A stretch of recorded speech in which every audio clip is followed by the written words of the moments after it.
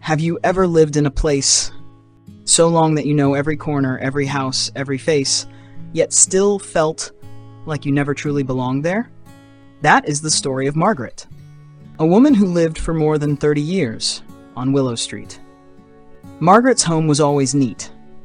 The lawn was trimmed, everything in order. Every morning, she brewed her coffee, sat on the porch, read the paper, then went on with her quiet routine. It was safe, it was calm. But deep down, it was empty. The same was true for Willow Street. Neighbors exchanged polite nods, a few brief words, then quickly disappeared back into their houses. Children played for a while, then vanished indoors. Laughter echoed, only to fade away. And life went on, year after year. Until one morning, a new neighbor moved in. His name was Frank. Unlike anyone else on Willow Street, Frank arrived with his arms full of potted plants, paintbrushes, and an energy that seemed endless. From day one, he planted flowers, repainted his fence with bright colors, and even left little notes of encouragement for anyone passing by.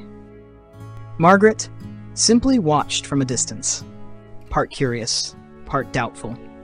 Could anyone really keep that energy alive?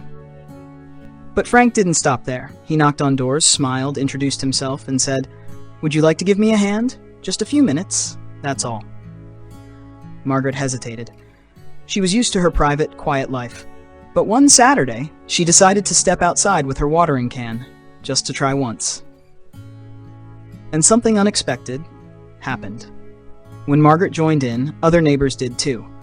Together, they planted flowers, repainted fences, strung up lights, laughter filled the street. Hands were busy. Stories long forgotten came alive.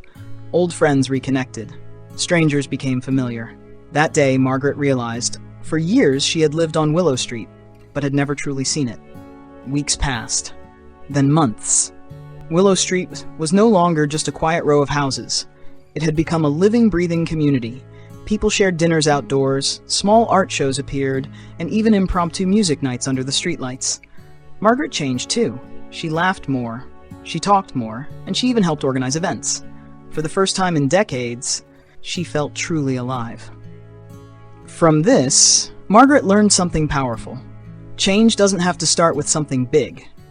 Sometimes it's just a newly planted flower, a warm hello, or a simple note of encouragement that can spark connection. Frank showed Willow Street a lesson both simple and profound. Connection doesn't come from vague wishes. It comes from action, from kindness, from being willing to open up. And now, look around you, maybe where you live right now. There's a quiet Willow Street. Maybe someone near you is longing for connection too. Be the one to light the spark. Because life at any age becomes richer, fuller, more meaningful when it's shared, nurtured with care, and built on simple acts of kindness.